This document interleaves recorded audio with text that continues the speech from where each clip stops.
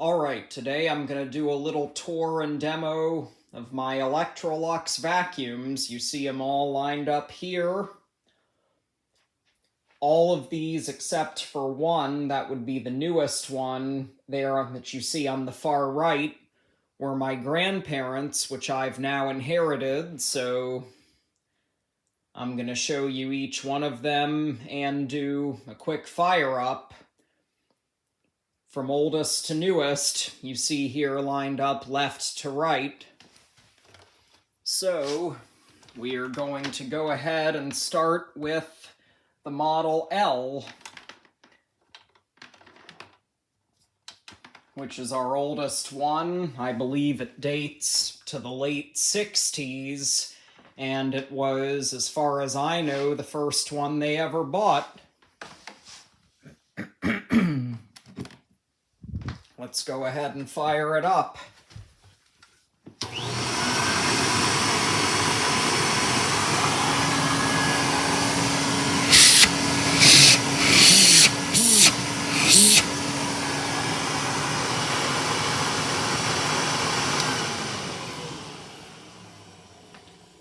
Yeah, the motor still has quite a bit of suction power, certainly for a machine that's approaching 60 years old.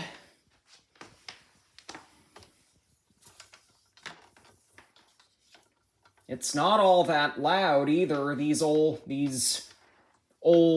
cylinder body Electroluxes were known for their quiet motors, and the air exhaust, which comes out here, is louder than the motor itself. But having said that, even though it is rather quiet, it still sounds pretty powerful.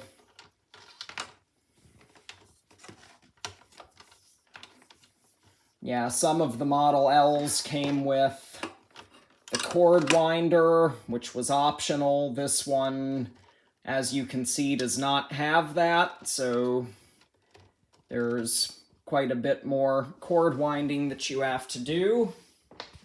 It's the only one I have that doesn't have that. Next is the 1401 Super J. As you can see right here, this one dates to somewhere around the mid to late 70s. The first iteration, so to speak, of this machine was the Golden Jubilee for 1974, but that was a version of the earlier 1205 model. This is a 1401, so it has the bigger motor. You'll hear it when I turn it on. It's not that loud either, but you can tell it's more powerful than the Model L, which has the same motor as the 1205. Didn't even have to turn it on. The switch was already in the on position, but just for the heck of it.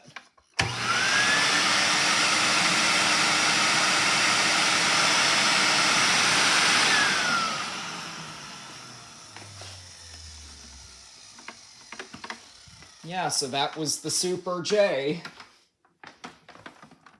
And it gets its name because the J stands for Jubilee, and the Super because, as I mentioned, it has the more powerful motor than its predecessor did, which was the Golden Jubilee. And speaking of Jubilees, the next machine here is the Diamond Jubilee. This one dates to the mid-80s.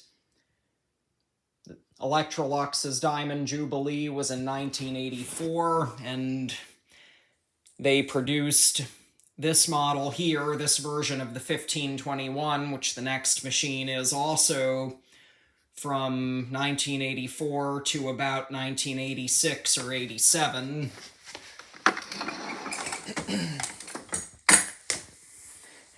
And oftentimes the start of the 1521 Electrolux model is considered sort of the beginning of the end in terms of quality.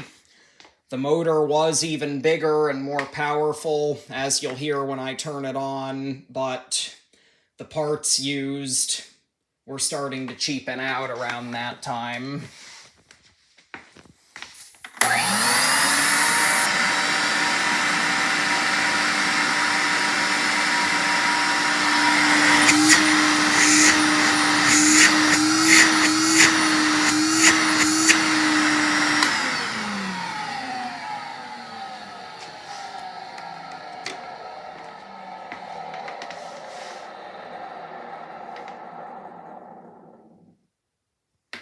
Alright, so that was the Diamond Jubilee, and next is another 1521 model. I believe this one is either a Grand Marquis or an Electrolux, which would put it somewhere around the late 80s or early 90s.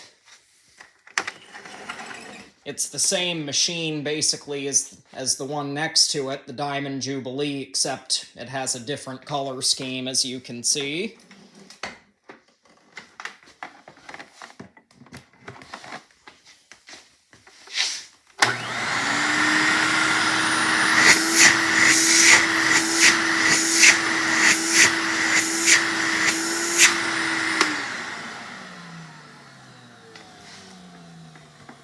Alright, that was the last of the metal machines, so now we will move on to the plastic machines.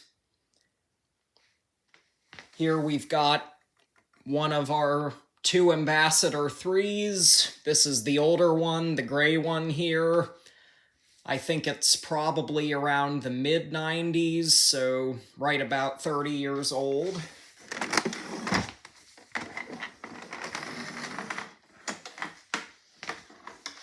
And what I find interesting, too, about these plastic Electroluxes is they're not as impressive to look at as the metal ones, but they're actually louder because the plastic obviously isn't as thick as the metal, and they're also not as heavy to carry, of course.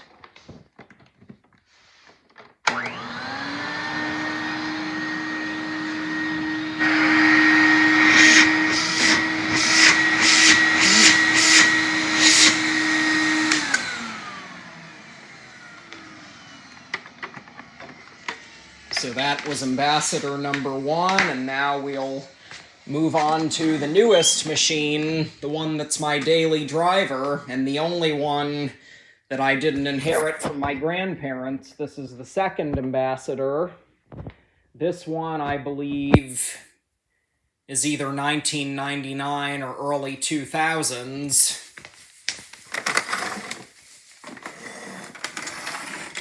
And it was one of the last true Electroluxes made before the company was bought out by Eris, I believe.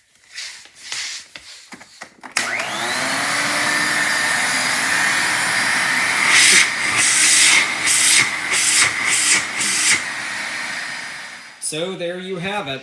There's my Electrolux collection. I hope you enjoyed.